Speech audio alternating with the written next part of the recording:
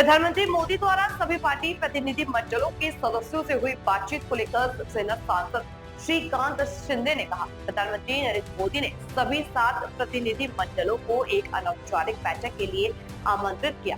सभी से सार्थक चर्चा हुई और उन्होंने लगभग 1 घंटे का समय हमारे साथ बिताया। प्रधानमंत्री हर टेबल पर गए और अलग अलग प्रतिनिधि मंडलों से व्यक्तिगत रूप से बातचीत की। उन्होंने मेजबान देशों के भारत के प्रति दृष्टिकोण और वहां भारत की छवि के बारे में जानकारी ली।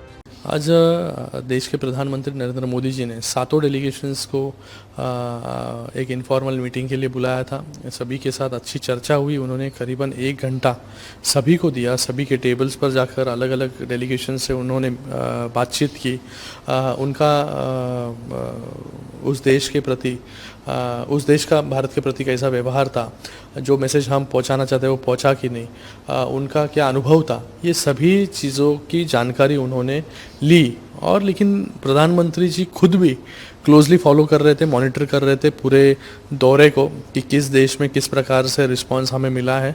और जो मैसेज हम पहुंचाना चाहते थे कि सभी डेलीगेशंस में अलग अलग लोग होने के बावजूद, अलग अलग पार्टी के लोग होने के बावजूद सभी लोग एक ही भाषा बोल रहे थे, एक ही सुर में बोल रहे थे, एक ही बात बोल रहे थे कि ज़ीरो टॉलरेंस अगेंस्ट टेररिज्म।